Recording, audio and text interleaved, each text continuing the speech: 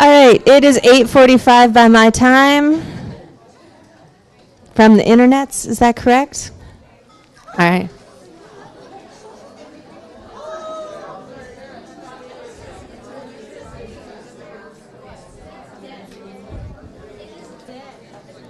Okay.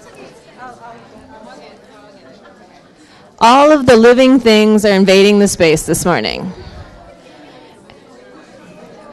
Any other bichos or mammals that need to go? In case you are confused, bichos means insects in Spanish. In case you were thinking I was saying something else. Mm-mm.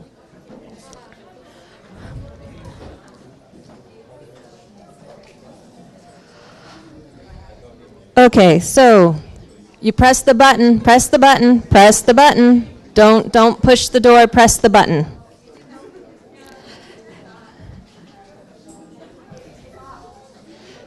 The button is off? No. So outside, there's a wheelchair button. Even when that's off, it opens the door.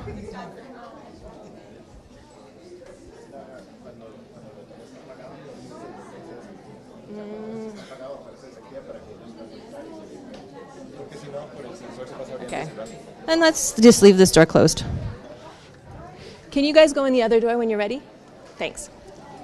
All right. Thanks, Alonso.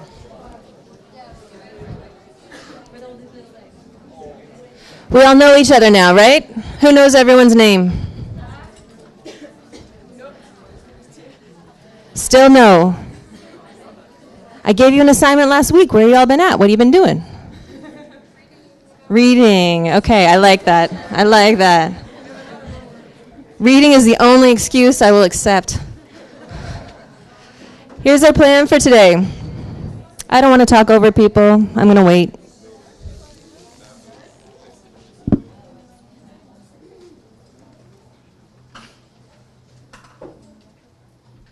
Okay, thanks. So our outline for today. Since we all supposedly know each other, okay, we're going to go right into our learning objectives. We're going to do some definitions, some examples, and then some steps about how to do gender mainstreaming, okay, which I'm sure you're all confused about based on the reading. Good, you're supposed to be, because you all did the reading. Yes, okay, all right. Before I forget, I have to make an announcement about tomorrow. Tomorrow you have a special presentation from 8:45 to 9:45 from Dr. Lou Goodman from American University. So that's going to be pretty interesting. I think he has a lot to say. And then you'll have Mahir's scheduled session afterwards, okay? So tomorrow's going to work a little bit differently.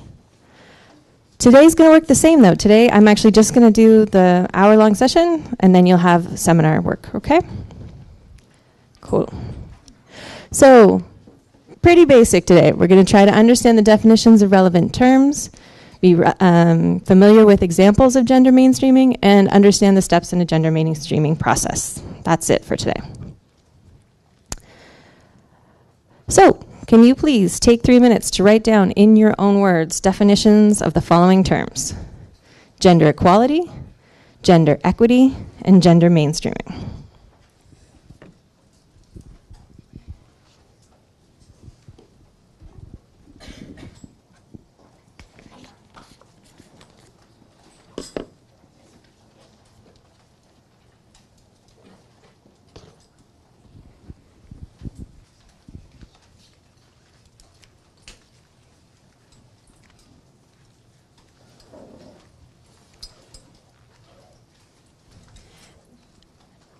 If you're not sure, I won't judge you if you look it up.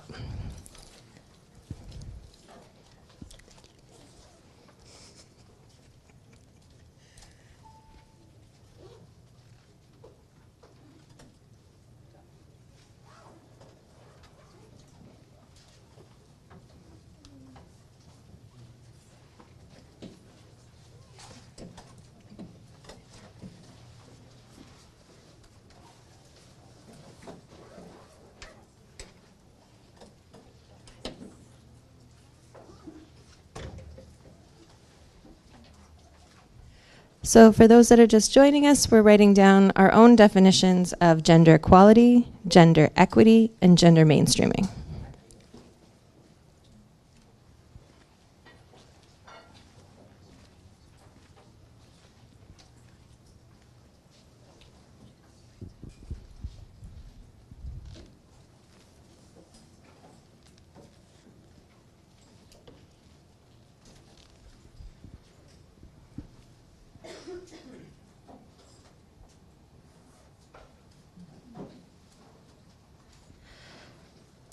So for those that are just joining us, there's 2 seats up front. Yeah.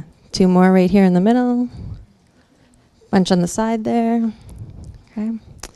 And what we're working on right now are our own definitions of gender equality, gender equity, and gender mainstreaming.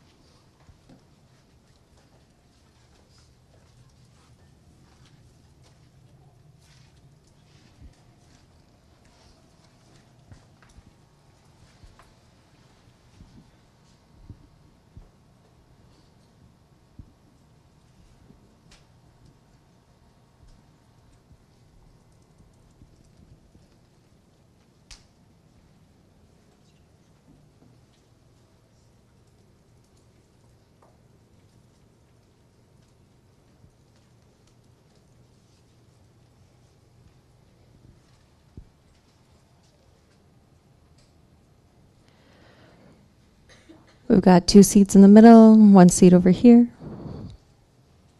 1 up front.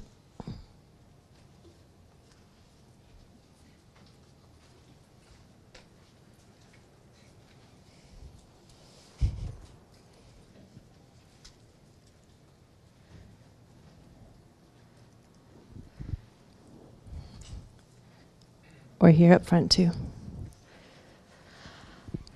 So for those that are arriving, I'll just keep saying it. I love to repeat myself. We're taking our own definitions of gender equality, gender equity, and gender mainstreaming. Okay? And originally people had 3 minutes. I'm going to give 1 more minute for those people that just walked in to have a minute to think about their own thoughts, and then we'll move on. Okay?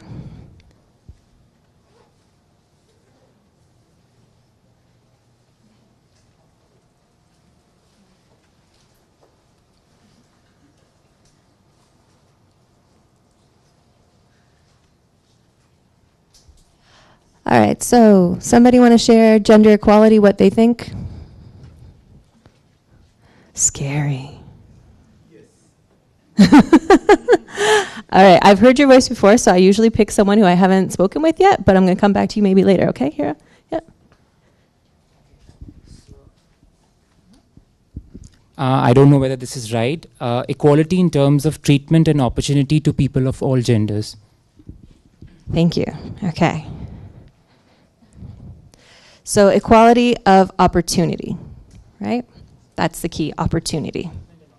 Treatment and opportunity, okay, for all genders. Okay, somebody for equity?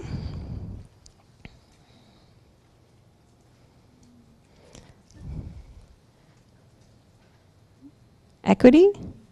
Okay, I'm gonna go here. My name is Hania. Equity, it's allocated resources fairly for both males and females, regardless of any discrimination or anything like that. Okay, interesting. Okay. And mainstreaming?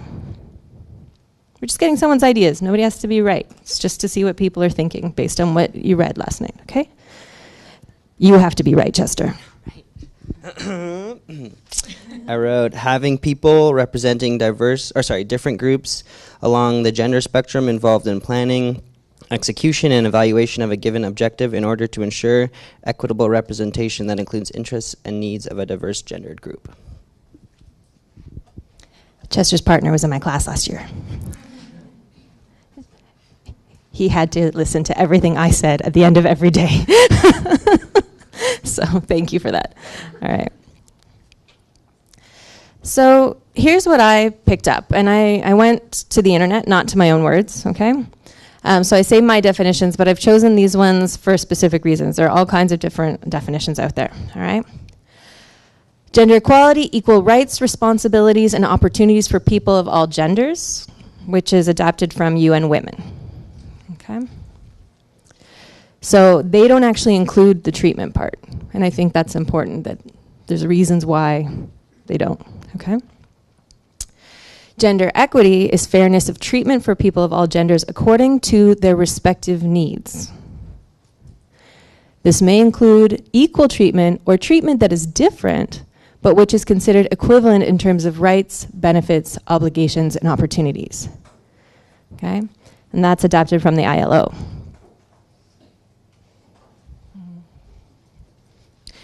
Just out of curiosity, did anyone try to find a definition of gender equity on a UN website? You won't find one. Why not? Why is it that the UN has chosen to use the language of gender equality instead of gender equity?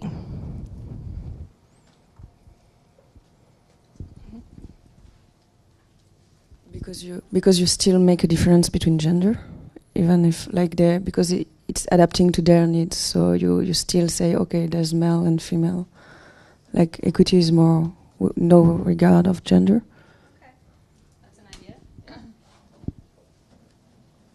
I'm gonna go here and then over there. Because gender equality is it's the end goal, and gender equity, it's one of the steps towards achieving that goal.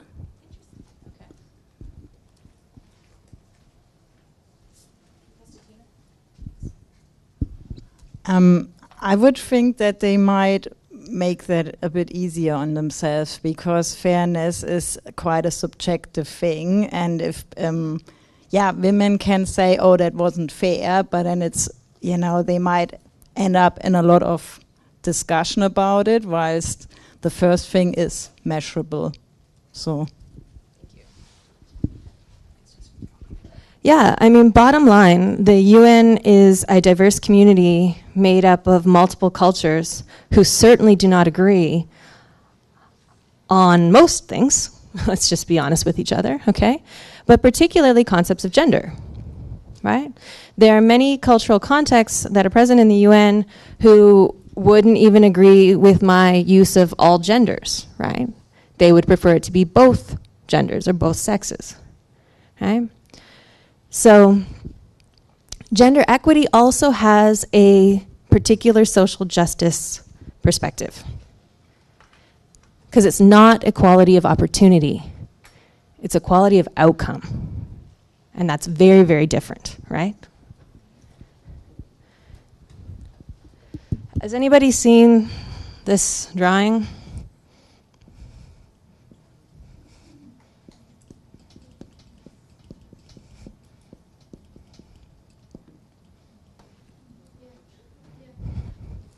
Let's do it this way too.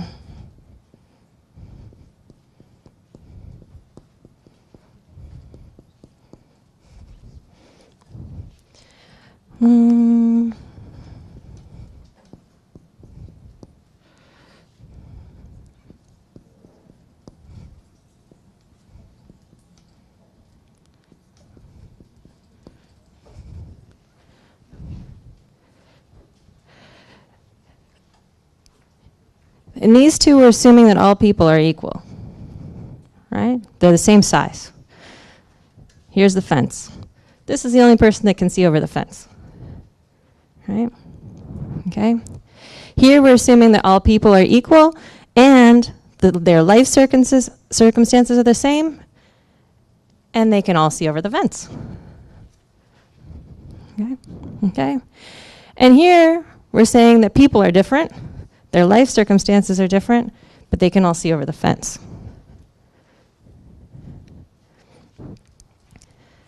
This is equity. When you recognize that people are different and their circumstances are different, but you make the situation so that they can all see over the fence. Okay? That has a lot of implications for things like policy.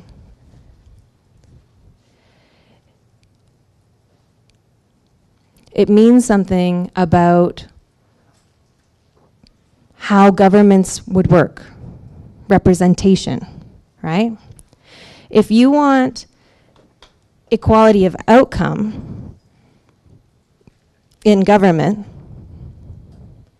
then that probably means in most countries that you have to have a quota for genders other than the traditional masculine to be in government. That's a policy implication. Most of the world is not ready for that, does not want that, is not interested in it. So the UN uses gender equality. Okay? Fair and valid, but we need to understand that and why they do that. Okay? Questions about this? Yep.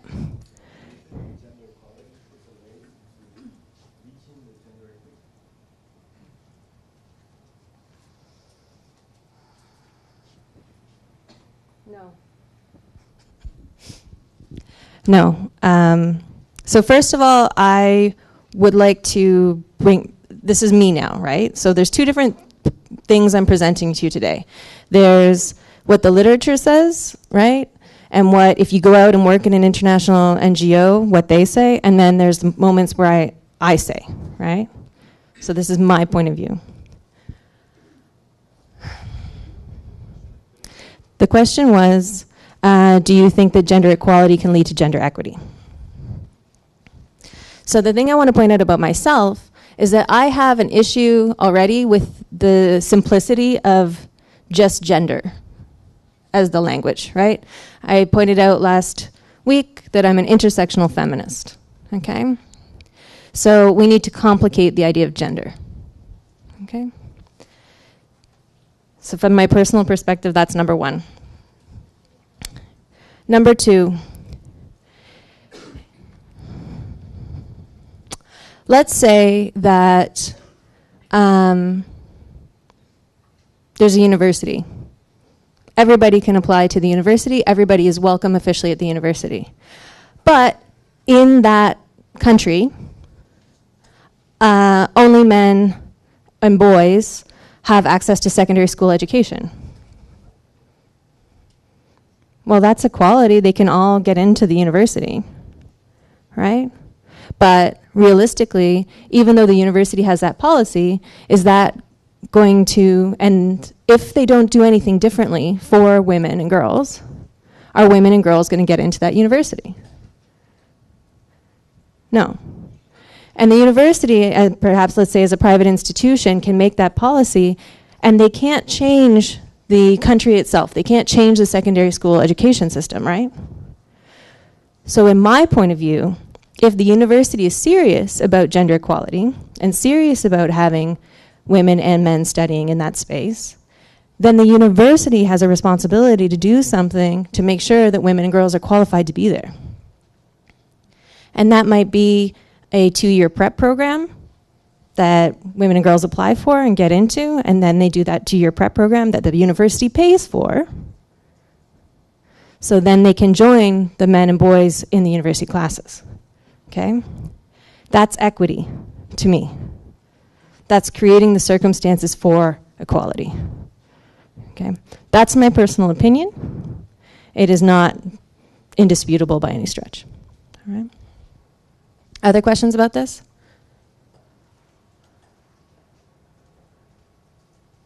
Okay. I want to point out something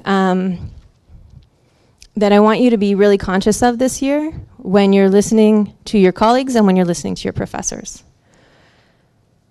Try to always listen for facts and points of view. Okay? Because often when we talk, we mix the two. And I try to be really clear about when I'm presenting facts and when I'm presenting point of view. Okay? And we can all make greater efforts on that in this post-truth society. Okay? Gender mainstreaming. Okay, so here we have, it's a process to promote gender equity. It ensures that gender is considered across all activities, research, projects, policy making, budgeting, and peace building. Go the other door. No, she's not going to do it. She's not going to do it. No, okay. Okay. So regardless of whether you think gender equality or gender equity is the goal, gender mainstreaming is the way that we have right now. Okay? What are some of the issues with gender mainstreaming, according to what you read?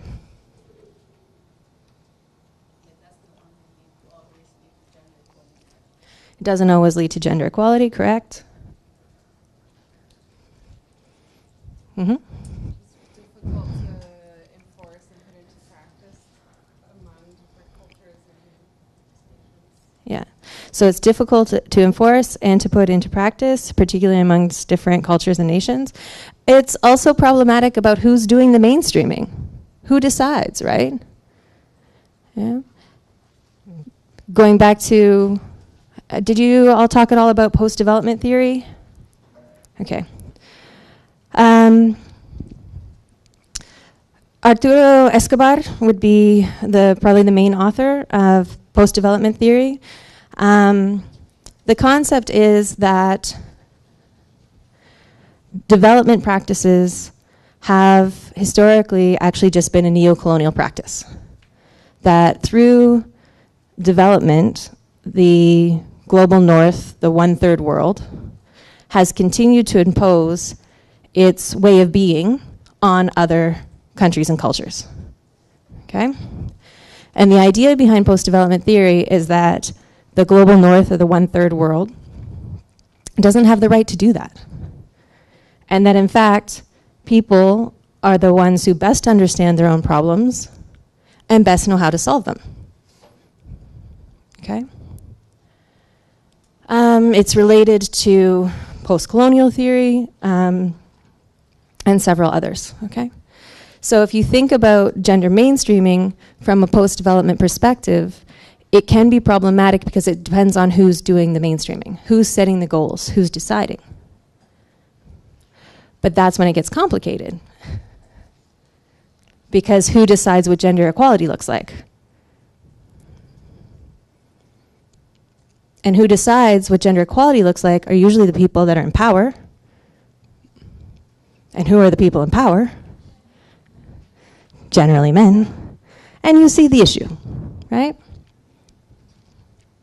Do we not see the issue? Some people are like, wait, what? Where's the issue? Okay. Oh, virus protection. Okay. So for me, gender equity is the goal, and gender mainstreaming is the process, but gender mainstreaming is not one thing. Okay?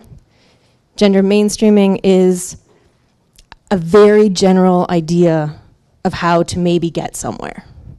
Okay? Did you have a question? I'll repeat you. So if you put the post-development theory on the gender mainstream, means that the woman or those who are usually not in power in the gender discourse are the experts, and they themselves should decide what gender equality and everything is. Okay. That's So the question is about if you're looking at post-development theory and you're talking about gender issues, then it would imply that women are actually the ones who best understand their own problems and therefore should be able to find their own solutions. Did I more or less get that right? Okay. Yes. Yes. Yes. Right.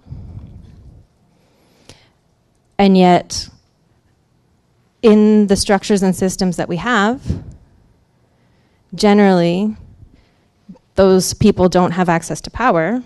We should also remember that we're thinking about this intersectionally, right? Because we all know that in a lot of countries there are particular women who have access to power, but those women tend to come from a intersectionally strong power and privilege perspective. Right? Questions about that? So quiet, so tired, everyone. Okay. All right. So I'm going to put on another film. Don't fall asleep this time. I'm going to come around, and I'm keeping the lights on. It was a mistake last time. And don't think I don't know who you were. I counted and I remember.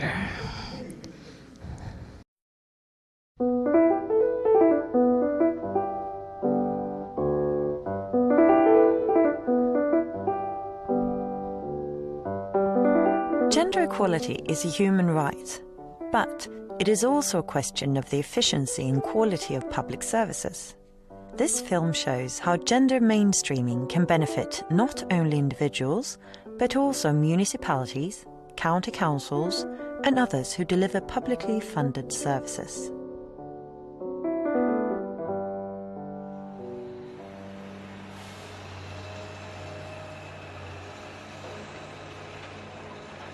It snows in Sweden, and after the snow falls, the municipality plows the streets and squares so that we can get through. What does this have to do with gender equality? Well, women walk, cycle, and use public transport to greater extent than men, who travel more by car. This means that municipal snow removal has different consequences for men and for women. This is a form of gender inequality that we can put into figures. 3 times more pedestrians than motorists are injured in single-vehicle accidents caused by icy roads. Most of them are women. Hospital care and lost productivity due to accidents in slippery conditions costs 4 times as much as winter road maintenance. In Karlskoga municipality, city officials analysed local snow removal from a gender perspective and found that typically male areas were prioritised. First, the ring roads were cleared, usually late at night when only a few trucks were passing through. Then, the major roads and streets were cleared, especially those leading to larger male-dominated workplaces. Last to be cleared were bus stops, pedestrian walkways and bike paths. In other words, the municipality was prioritising snow removal for men above snow removal for women. This was not intentional, of course. They were just doing things the way they had always been done. To solve the problem, the municipality had to rethink its approach. 3 inches of snow are harder to get through on foot than in a car. So it was decided that pedestrian walkways and bike paths should be cleared before the streets. Infant schools were now given first priority, because that's where parents go first on the way to work. Larger workplaces were given second priority, but this time female-dominated workplaces such as hospitals and municipal facilities were also included. Pedestrian walkways and bike paths leading to schools were given priority 3. Only when this essential network had been made accessible were the remaining streets and roads cleared of snow. Working in this order resulted in no extra costs for the municipality, but it did make the allocation of resources more gender equal. It also made the city more accessible for everyone, especially children, for whom driving is not an option.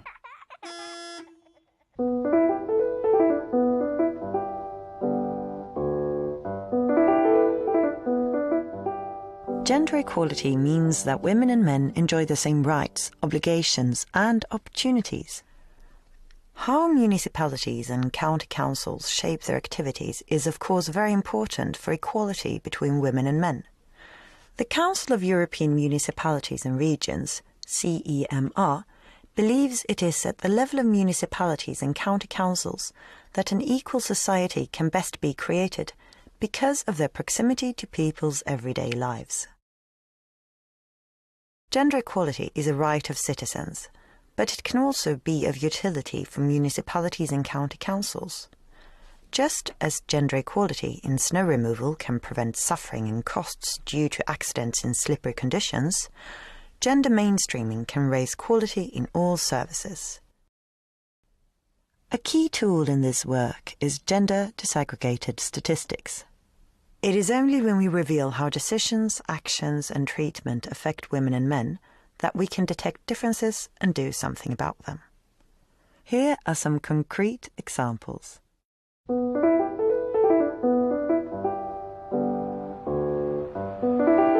Many women in Kalmar avoided taking the bus home in the evening.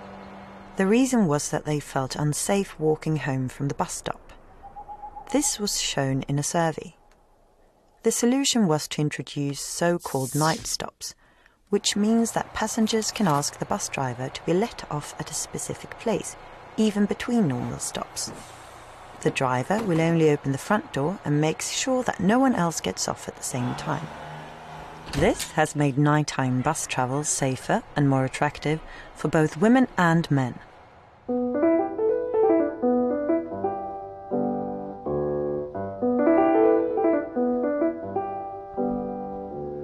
The ambulance service at Sahlgrenska University Hospital in Gothenburg some years ago began compiling gender disaggregated statistics.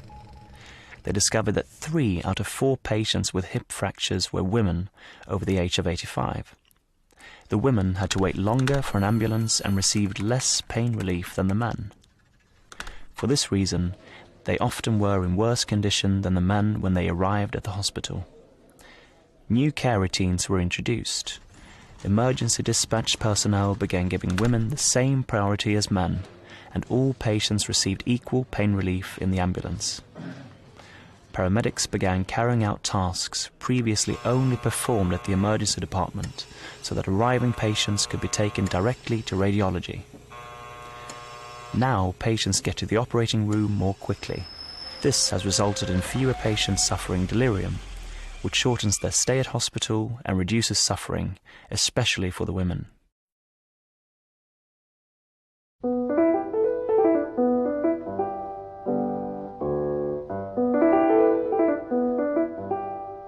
Boys get lower grades than girls in almost all school subjects. Fria School in Gnesta was no exception. When looking into what boys should be like, it was found they expected each other not to study hard and to treat school as unimportant. Instead, they sought status by shoving each other in the corridors and being good at sports. They were noisy and took up a lot of space. Even the teachers didn't expect the boys to put as much effort into their schoolwork as the girls. A health survey showed that the girls felt more stress at school, enjoyed their leisure time less, and felt less safe outdoors at night. To improve the boys' school performance and reduce the girls' feelings of stress and insecurity, the school started a systematic campaign to change norms and attitudes by increasing teachers' knowledge about norms that inhibit girls and boys in their schoolwork, introducing zero tolerance of boys fighting, even when only for fun, implementing norm-critical pedagogy among students, integrating sex and relationships education into subjects, such as Swedish and civics. The work with norms has produced good results. Previously, the boys at Freya School performed below the national average, but in 2012, almost 80% of the boys finishing 9th grade had achieved the targets for all subjects, the same proportion as the girls. However, the work must continue. New teachers must also be educated about norms, and efforts to change boys' attitudes towards school and reduce girls' feelings of stress and insecurity are continuing.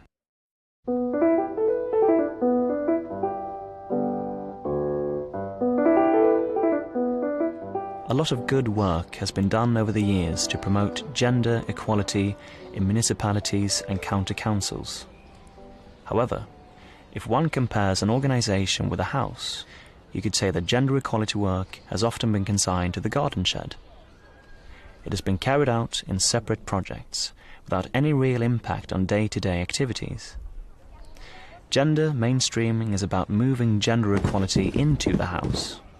It is only when we achieve a gender equality perspective in day-to-day activities that we can offer women and men equivalent, high-quality services. Gender equality is created and maintained where we make decisions, allocate resources, and create standards.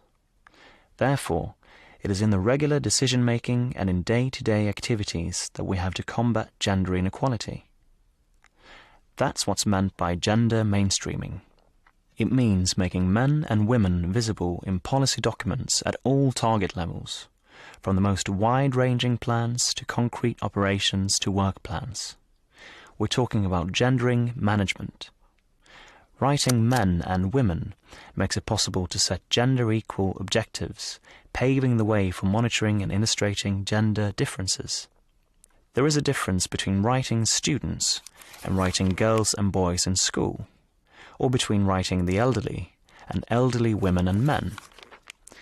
When you include gender among your monitoring tools, you get a deeper analysis and can detect quality issues that were previously unknown simply because the tools for analysis were too blunt.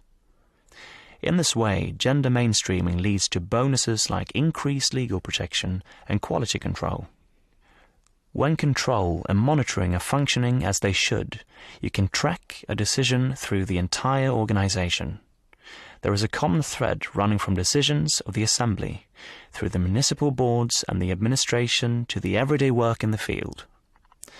That is to say, if the Assembly sets the goal of providing equivalent and high-quality services for women and men, it can be achieved. But the reverse is also true. If the Assembly does not consider it a goal, it will almost certainly not happen.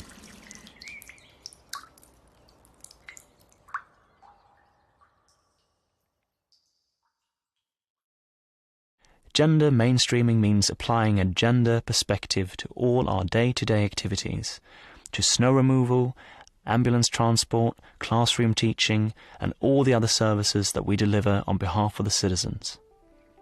Through gender mainstreaming, we can improve our management of governance structures. We ensure that waiting times, allocation of resources, and how people are treated are all based on individual needs, without being distorted by prejudice, ignorance, or routines. It's about justice for women and men, girls and boys, but it's also about efficiency and quality. To learn more about SALA's support for gender equality work, please visit www.skl.se/jämställdhet.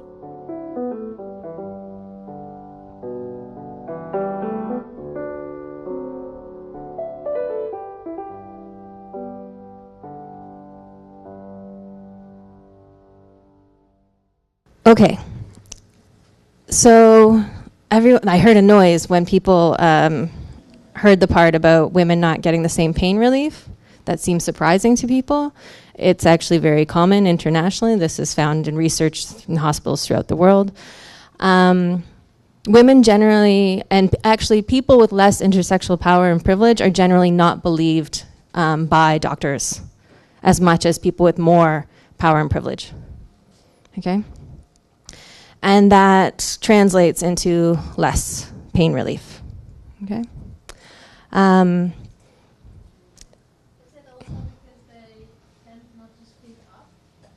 No. Even when women and people with less intersectional power and privilege try to advocate for themselves, then often in English the word used to describe them is hysterical. Okay? Serena Williams, not the recent controversy, you don't even get into that one, but I don't know if any of you read her essay after the birth of her child, when she was in, her life was in danger, and she was trying to get treatment, and they wouldn't listen to her, and they wouldn't care for her, and she had to basically lose it on them to advocate for herself to get the care that she needed and deserved in order to live. And that is a woman who has gained power and privilege, right, through her fame and her feats, and yet still, as a black woman, that was her experience. And if you look at health outcomes, for example, in the United States, poor black women have the worst health outcomes because the system does not treat them fairly, right? Black women's birth mortality rates are much higher than any other groups in the United States, for example. Okay? And that's because of intersectional issues, right? What else about this video? I like this video because it shows like the simple things, right? But the simple things every day that make a difference in people's lives, okay? And I like the part when the gentleman's describing the snow removal, and he's like, nobody did this on purpose. It's just the way it's always been. So nobody ever questioned it, right? And with a lot of these social justice issues, that's the problem. It's the way it's always been, and so nobody's ever questioned it. And that's why the first step is to make visible, just like we were talking about last week, okay? And we make visible by getting data, right? And here they use the gender binary, okay? And that's what happens in gender mainstreaming a lot of the time. But it doesn't have to be that way. And it can be intersectional data, right? So that's one of the reasons why I chose the Lessa article about food security in Brazil, because I think that the examples that they give show you that they were conscious of intersectional gender mainstreaming, right? They did different things in different contexts because the people there and their needs were different, okay? You had a question, yeah? Yeah, I was just wondering, what was the, I'm still confused about stopping the boys from fighting in high school. I mean, as far as like, I guess that was something that was found to be in correlation with low grades, but it just seems like it's the kind of thing where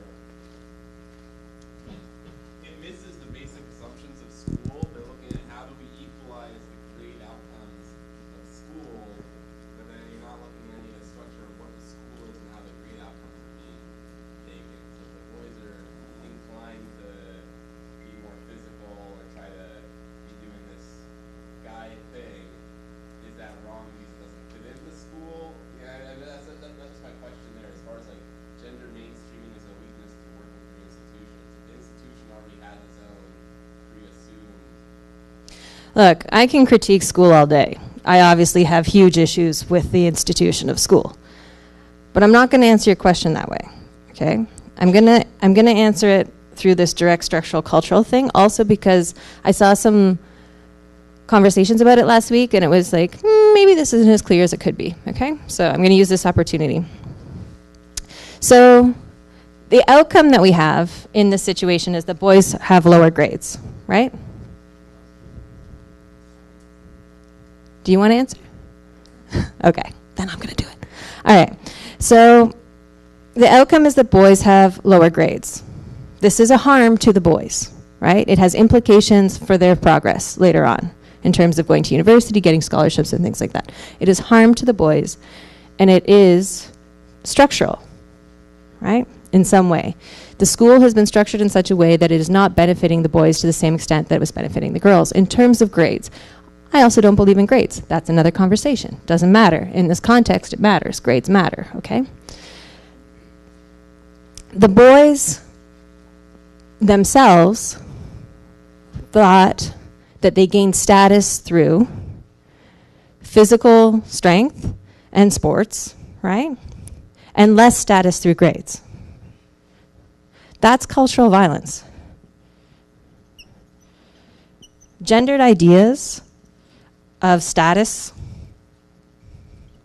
is a cultural violence, okay? It's something that lives in our hearts and minds, okay?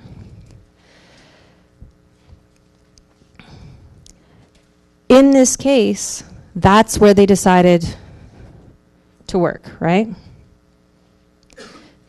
The school's programs, because they couldn't probably do anything about the structures, right? The school can't do anything about testing and how it's done. The school can't do anything about the fact that they have to give grades. But they can do something about gendered ideas of status. And so that's where they worked. Okay? We all work within systems and structures, and we try to address problems where we can. Okay? Stopping the boys from fighting was part of changing the gendered idea of status. It wasn't about the physical violence. It was about the cultural violence. Okay? Yep.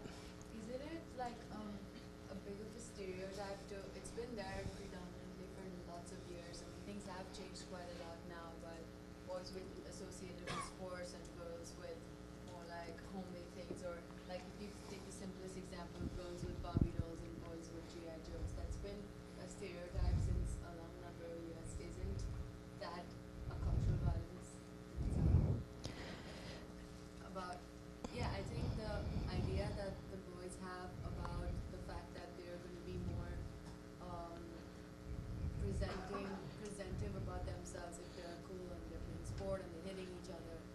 goes way back. Don't you think? Yeah.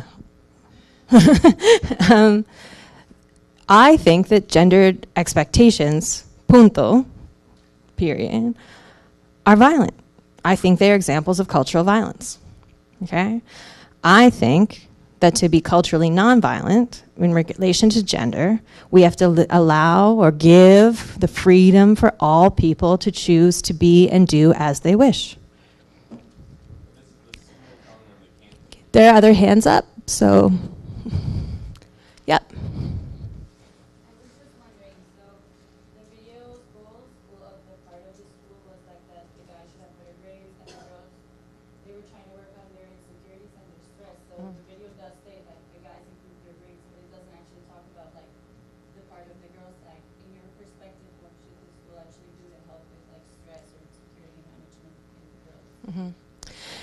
I mean, I think it goes back to the gendered ideas of status. And so I think they probably didn't address it in the video because the video is trying to show examples of like when this works, right? That's their goal.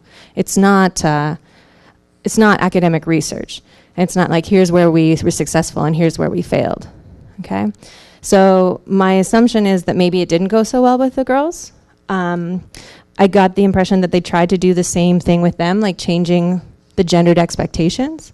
My assumption is that the girls, and this isn't in the video, and I couldn't find background research, but my assumption is that the girls were feeling that stress because they had these higher expectations of themselves, right? I'm not sure that they would have been successful in changing that. One of my personal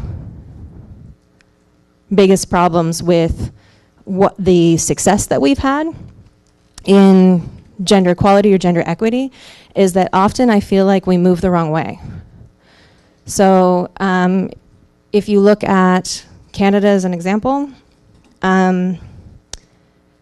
we know that we have had unrealistic expectations of women's body and presentation for many years, right? The removal of body hair, what you have, all the makeup, all of these things, right?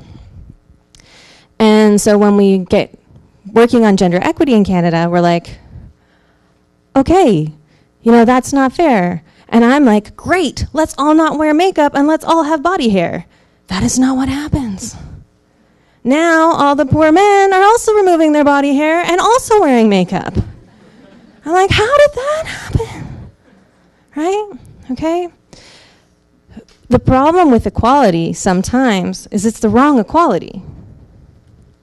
So we talk about the objectification of women's bodies in advertising, and then my male friends will be like, well, look at the Calvin Klein Marky Mark ads in his underwear. I'm like, that's a problem, right? Equality isn't then to objectify also the male body. That's not the goal. It's to not objectify anyone. We go the wrong way sometimes, okay? Here, yep. So, but in this case, they want the grades to go up. But who's to say that if women started doing sports and wrestling and doing male activities, then the stress might go down and they actually need to reassess their grading system? Just to be clear, totally agree. Don't believe in grades, okay? So, yes, this is what I was trying to say. They didn't address the structural issues because they couldn't address the structural issues. They should have, right? But they can't. This is the problem for all of us who want to try to make the world a better place. We exist within systems and structures, and we have to find what we're okay with working within those systems and structures. Okay? Yep.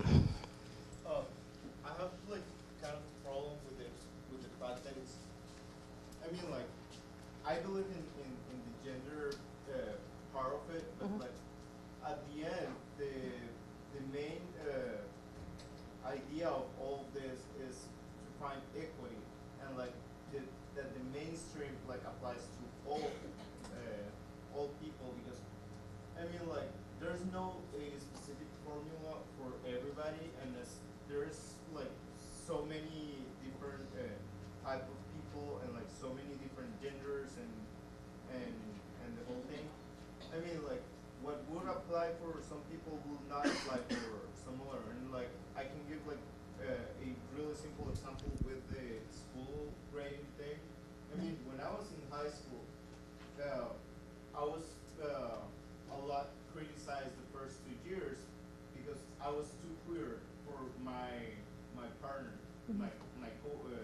classmates. And like I had to kind of like bootstrap like at some point. And it's really interesting because for me it kind of worked, like going into sports and the whole thing, but I know a lot of people that had to drop high school because it didn't work for them. Yeah. So I mean, like the formula that applies for some people doesn't apply for someone. And I mean, like if you like just see it as, oh, okay, let's just put women in sports and that will help it. Like no, some women will like. Some women No, will not. exactly. It's the general thing. If one rule doesn't apply for everybody, you have to find the specific formula for everybody. But this is the problem with gender mainstreaming. This is the solution that exists. If we don't do this, what do we do? Okay? Everyone is different. Every individual is different. Every context and every society is different. In this Swedish example, right? Let's be clear that this is Sweden, which is a very particular context. For them, in their context, boys wrestling was seen as negative behavior. They, in their cultural context, associated it with these other negative outcomes, according to them, negative outcomes, right? That's their own cultural analysis of their own cultural space, okay? It wouldn't necessarily be the same in another context, okay? In Maori culture, in New Zealand, it's incredibly important that boys learn traditional it's weapons use, but the movements are like a dance. No, not the haka. The haka is a very particular pre-violent engagement like act to show dominance. It's not training. I'm specifically talking about weapons training, okay? To take that away or to say that that is linked to other negative outcomes for masculinity in Maori culture would be insulting and horrible, right? Within each context, people need to make their own analysis for themselves, okay? And it is, although, as I've said, here we talk about gender mainstreaming, I am talking about intersectional analysis and intersectional change. Okay. The UN is currently not using that language overall because it's very confronting. Okay?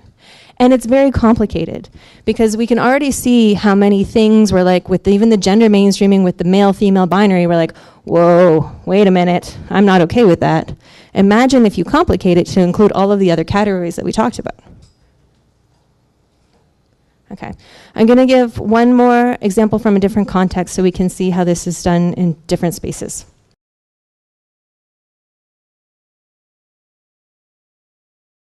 Like the national budget, the municipal budget appears to be gender neutral. It mentions neither women nor men. In actuality, public services like education, health, public transport, and culture are consumed differently by women and men.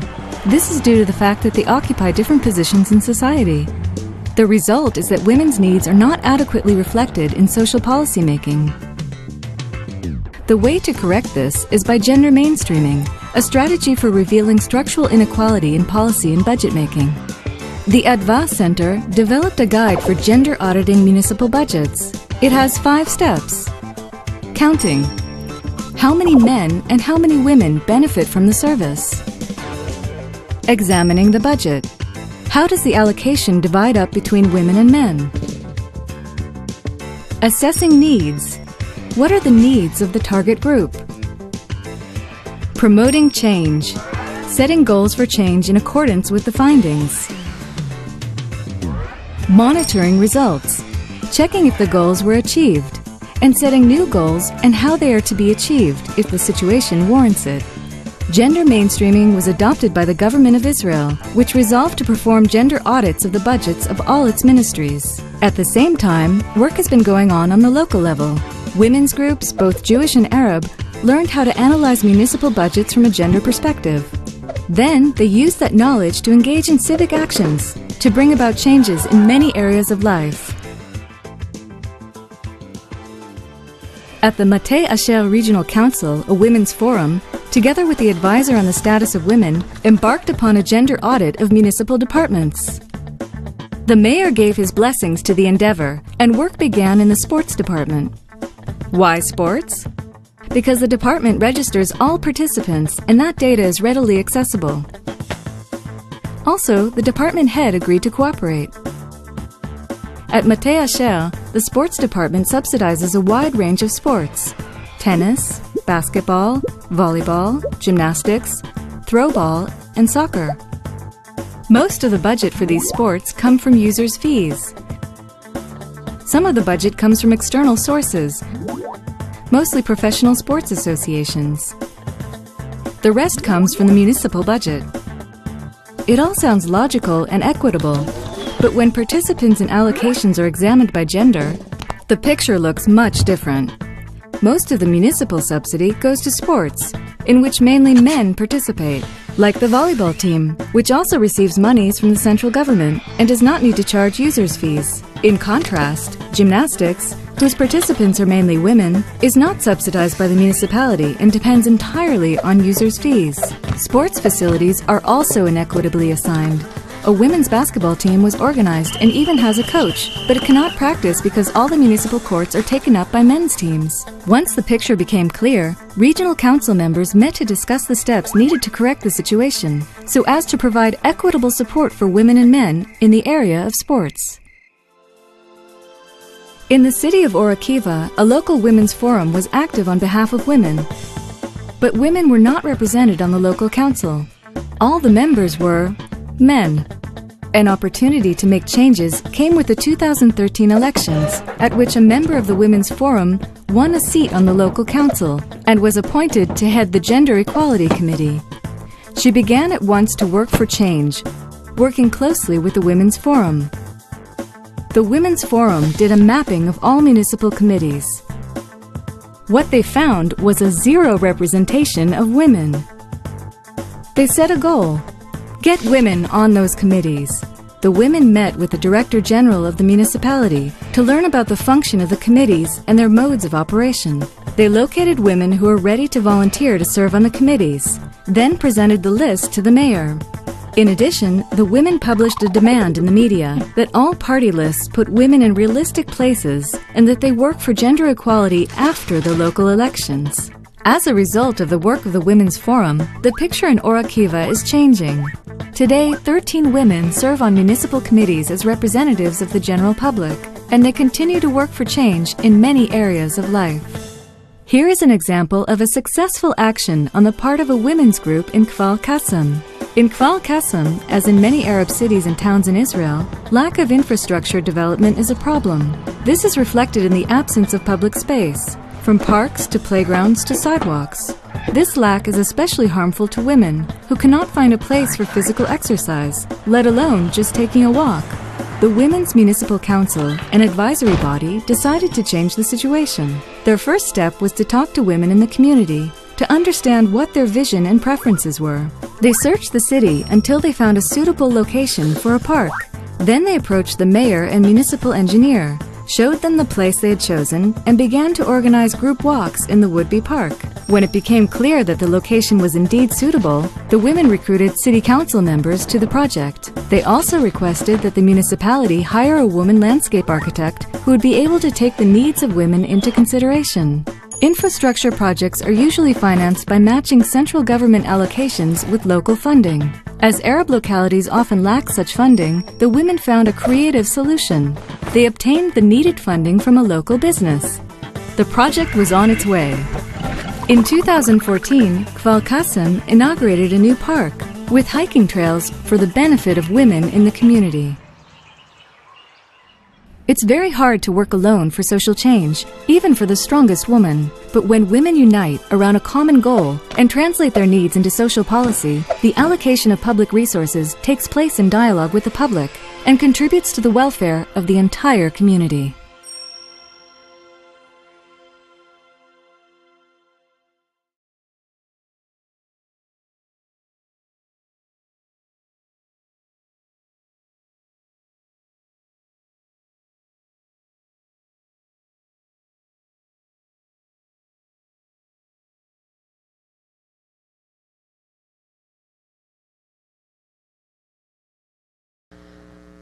Okay, so this is very women focused. Why? Because this organization is trying to make a video for other women in their community to follow their examples of the projects they've done, right? It's to get them to reach out and download their resource about how to do this in their own community, okay? But I think it's important, the part that she mentioned about the park. Like, yeah, the park was required by the women, and they're the ones that did the work for it. But then it wasn't like the park was just for women, right? Children and men in the community benefited as well, okay? Gender mainstreaming, even when it's in a context where they're specifically working on women's needs, generally tends to have a positive impact on the entire community, okay? Does anyone know the research about investment in girls' education versus boys' education? Or grandmother's education versus grandfather's education? No? Okay. There's a reason why in the 2000s the big push was for girls' education and women's education. I don't know if you've heard about the grandmother's school in India. Yeah, okay. Some people have. Bottom line, when you educate girls and women, particularly older women, they are far more likely to stay in their own communities and give back to their own communities. When you educate boys and men, they're more likely to leave and seek opportunity elsewhere. Okay? So that's research, that's evidence-based practice of investment, unfortunately, in girls and women in education, in some cases over boys and men, in order to benefit the community. Not saying it's fair, but it's evidence-based practice. So I wanted to go through some research, just a few facts for you, specifically about this sort of like, all the examples in the videos are lower level municipality stuff, right? Everyday lived experience. This is more at the national or international level, okay? When women are included in peace processes, there's a 20% increase in the probability of an agreement lasting at least 2 years, and a 35% increase in the probability of an agreement lasting at least 15 years. This research doesn't specify how much of a role they play in the peace process. Their presence alone, okay, improves the likelihood of a positive outcome. Gender-inclusive societies are much less likely to be violent, and female participation in governance can produce better economic planning and lower levels of corruption. A number of academic studies indicate that the inclusion of women in political life results in lower levels of political violence. Things that are problematic around this research. First of all, we're still in the gender binary. Second of all, it doesn't, just because you're a woman doesn't mean that you necessarily believe in women's rights, right? Okay? Just because you're a woman in politics doesn't necessarily mean that you ascribe to any form of feminism or that gender is on your mind at all, okay? So when they're using these terms, they're not talking about who these women are. It's just the fact that they're in a female body or presenting in a female body, okay? So it's a very simplified picture, but these are facts of positive influences that the mere presence of these particular women have in these political outcomes, okay? Questions about that? Okay. So gender mainstreaming is complicated, it's context dependent, it's going to be done differently, not only depending on the country, but the specific context. Using, once again, the Brazilian article as an example, each community that they were working with, they did different work, right? Each community needed different things, and so things were done differently, okay? However, I use participatory action research. That's my methodology, my preferred methodology in my research. And I link that to gender mainstreaming steps. It just makes sense for me, okay? But these are very general steps that I think are effective. First one, if you are not from the community that you are working with, the first thing is trust building, okay? If you are entering a community that you are not a part of, Number one, we need to know that as researchers or activists or whatever we might call ourselves, people will tell us what we want to hear, especially if they think we have money. Okay? Nobody's fault. Of course you tell the people with money what they want to hear. That makes sense. Then you get the money. Okay? But by building trust first with communities that we work with, we can get, hopefully, a better idea of the truth. Okay? Second step, I call it reconnaissance. In the Arab-Israeli video, they just say counting. It's just that simple, count, okay? But with your context partners, and this is really important, if you are not from the community that you're working with, you will be more effective in your reconnaissance if you work with local partners, also demonstrated in the Brazilian article, okay? With them, gather information about problems in their context, and in this case for gender mainstreaming and their relationship to gender, or intersectional power and privilege, depending on, right? Third, with the context partners, create a plan to promote gender equity and transform the problems. Fourth, take action. So implement the plan. And then 5, reflection with the context partners, what was and what was not effective. And it's like you're going back again. It's like a spiral, right? So then you go back to the reconnaissance. Okay, we haven't solved all the problems. What are the problems now? And we do it again. And you just keep going, right? Until eventually we all live in happy harmony, peace. Yay! No. Yay! Okay. So these are similar to what was in the video. I've just reframed them a little bit. Any questions about this?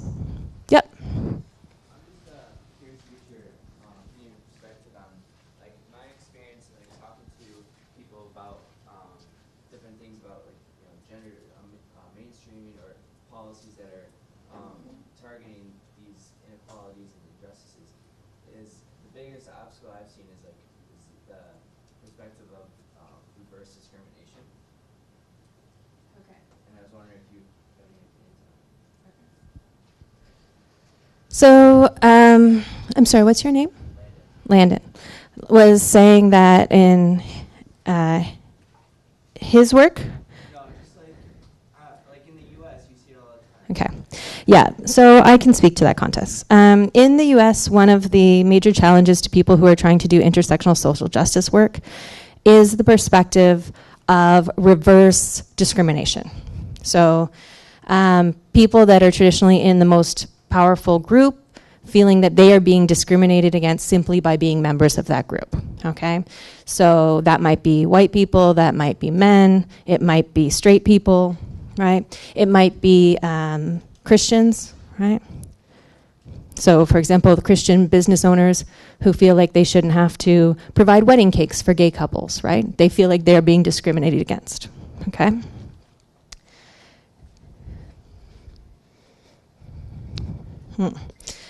According to gender theory and definitions of racism, for example, I'm going to use race specifically, it is impossible to have such a thing as reverse racism, okay?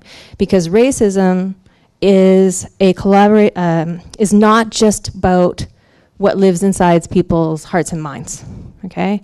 Racism is the entire triangle, okay, of systems and structures that uphold the power and privilege of one group and deny power and privilege to another group. Okay? So we can say that people can be prejudiced, right? Prejudice is the word that we use for something that lives in someone's hearts and minds, okay? So it is possible for a person from an oppressed group, traditionally oppressed group, to be prejudiced against people from another group, okay? However, it is not possible for there to be, for example, in the US, racism against white people, because the structures and systems don't exist to oppress white people. Can you see that, like, difference? Like, I was wondering if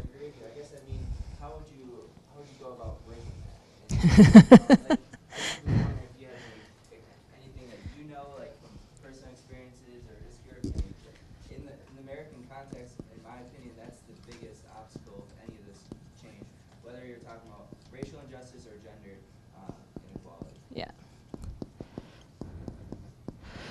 Okay. In everything we do, in every conversation we have, I personally believe that we need to work from a position of empathy and honesty. Okay? So when a person, for example, tells me in the United States context, I couldn't go to university because this Mexican lesbian got my spot. This is a real thing I've heard.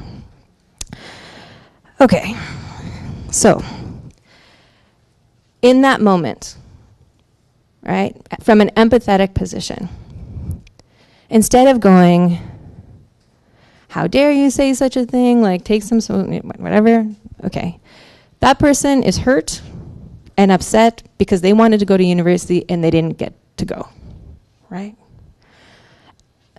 That is really unfortunate, and that is real pain for that person. Regardless of what else they said in that sentence, that pain is real.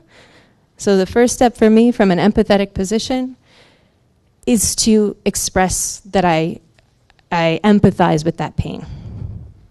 Okay, I know that that must have been really hard for you to not get into the college that you wanted to go to, and I'm sure that that has really affected your life. Okay, so in that, I'm actually going back to the steps in the trust building, right? I'm trying to form a connection with this person on a human level. Okay, but then the second step for me is to be honest. You know, based on the research that I've read and my understanding of the situation at this university, it seems unlikely to me that had you had the best grades or the best SAT scores, that you wouldn't have gotten a spot here. Is there something else that might have prevented you from being able to come to this university? Right? It makes people mad. These are difficult conversations. It's not easy. It takes a long time. But if you keep coming back to the empathy part, if you keep trying to connect on a human level with people, you can make little bits of progress. The thing is, little bits of progress don't always feel good enough. Right? Sometimes somebody says something like that to you and you just want to go, oh no, don't even, like, right? And that's a human reaction too, and you need to empathize with yourself. And one of the most important things in this work, peace work, whatever kind of peace work you're going to need to do, or you're going to do, is self-care. So when are the moments that you can have that conversation? When do you have it in you, and when do you not? And if you have that conversation and you find yourself deeply hurt by things that have been said during the conversation, what do you do afterwards to support yourself? Okay. Other questions? I know it's not satisfactory. There's no good answer. Yeah. What's your opinion about institutions and organizations trying to kind of lower their standards to include underprivileged groups? In this case, I'm referring to all types of groups. Yeah. So I think it's an interesting thing, this language of lower your standards. I think often we have a deficit mentality about particular groups who have less intersectional power and privilege. Okay? A deficit mentality is this group, these people are not good enough, and we need to bring them up to where we are. Right? Instead of recognizing difference, and that every person, in my opinion, but I think there's some research for this, has skills. Every person has something to bring to the table, and you just have to find what's special about that group.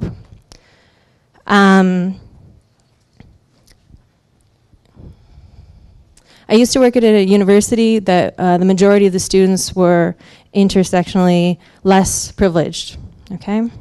60% female, 90% people of color in Compton, in Los Angeles, okay?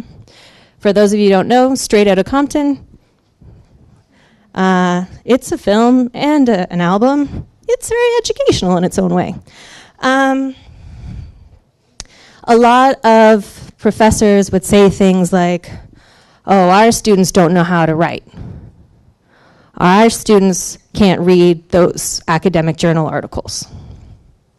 To which those of us who study education go, our students work full-time, raise children, and still show up full-time for school. Our students can do anything, right?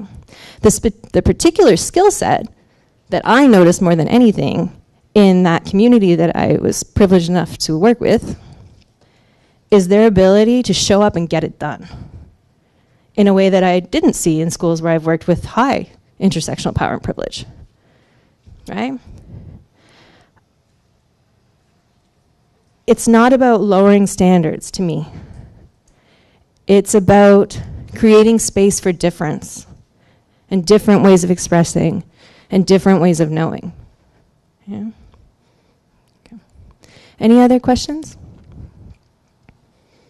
Okay, Pratyusha, then here. Just your personal opinion. Do you think men can be feminists, or do you think women, by virtue of being a woman, can only understand the plight of other women? I would say most women don't understand the plight of other women, first of all. We all have our own lived experiences, and until we sit down and really spend time with someone else, I don't think we know their story and their journey. It's always unique. I think that anyone who believes in the equality of the genders, their rights, opportunities, and obligations is a feminist. That's the definition to me. So if you believe in that, in my mind, you already are a feminist, regardless of your gender. Okay? I also think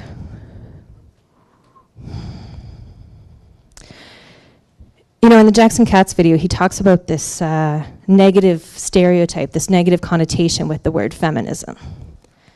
And why is that?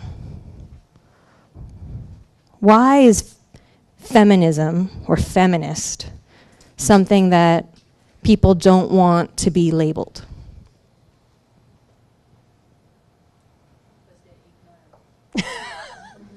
I'm not going to repeat that one. Yeah.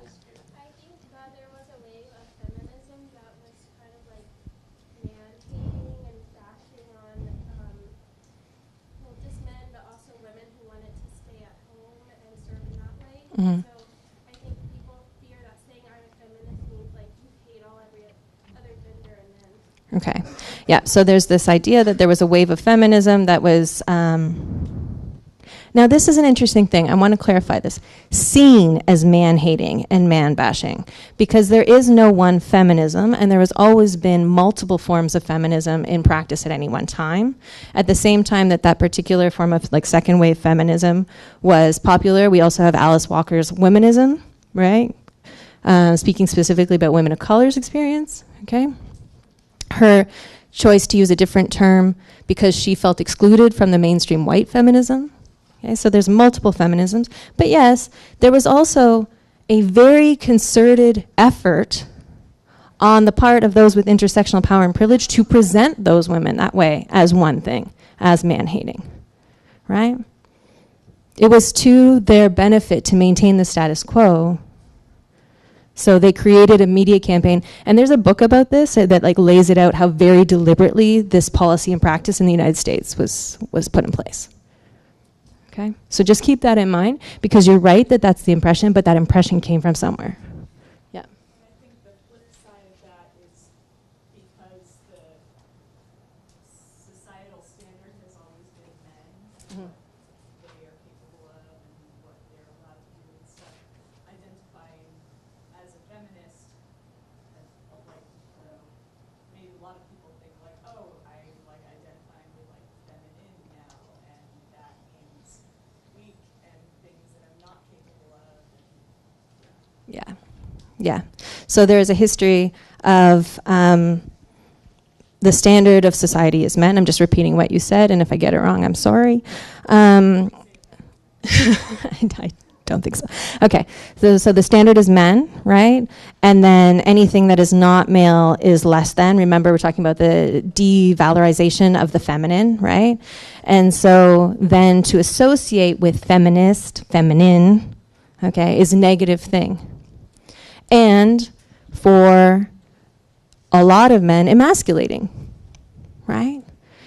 Isn't that such an interesting term? Like this word feminist that actually means equality, because it's associated with the feminism, like with the feminine, is emasculating. Right? That's problematic. Okay. I'm conscious of time. I know you're hot, so am I. But last thing, because I want to talk to you about what you're going to do next. Okay.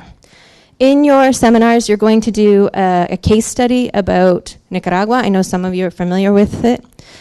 The case study does present a particularly negative view of Nicaragua, and that is because of the goal for today's activity, not because that is what Nicaragua is like.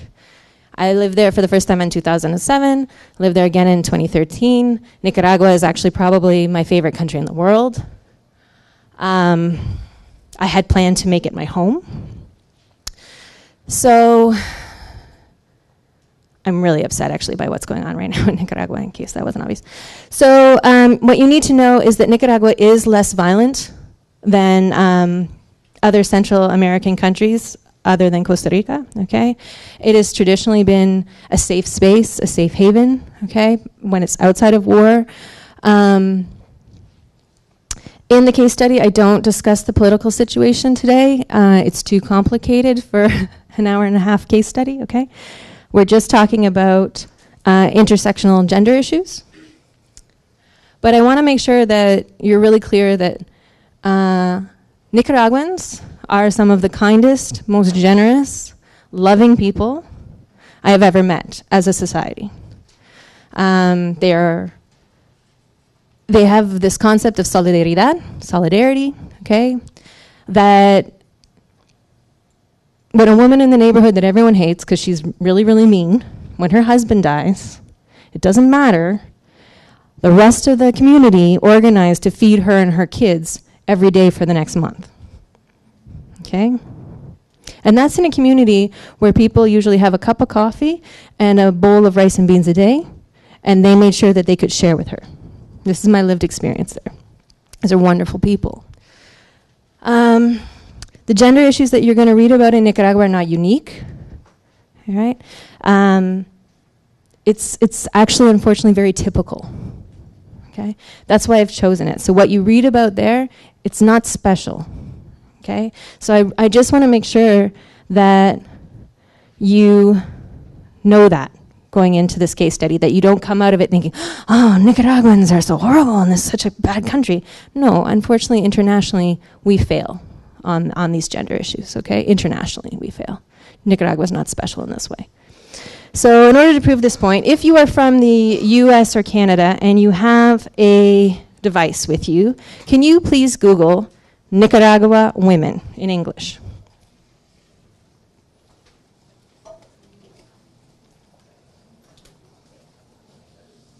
And I'm sorry to the people I'm denying, but we know that Google is specific to our culture and what we have Googled in the past, so it is important that there are people from this context. Okay, so I'm already hearing it. Can you tell me what you found? Browse cute Nicaraguan women. Find your perfect partner now. Meet Nicaraguan women, LatinAmericanCupid.com. Dating and meeting Nicaraguan girls. Advice from an expat. My Latin life. I'm going to stop. Nicaraguan brides. Okay. Yeah. Okay. So we have one serious one, and I appreciate that, but there are about like 6, or, depending on how big your browser is, of the first 10, 9 of the things that come up are for how English-speaking North American men can meet young Nicaraguan women and girls. Okay? So it is not just Nicaraguan men doing harm to Nicaraguan women and girls. Okay? So when you're reading these statistics, keep that in mind, because there is a large white North American immigrant community in Nicaragua. Okay? All right, so we'll take a break and we'll meet at 10:30 in our seminar groups. Thank you.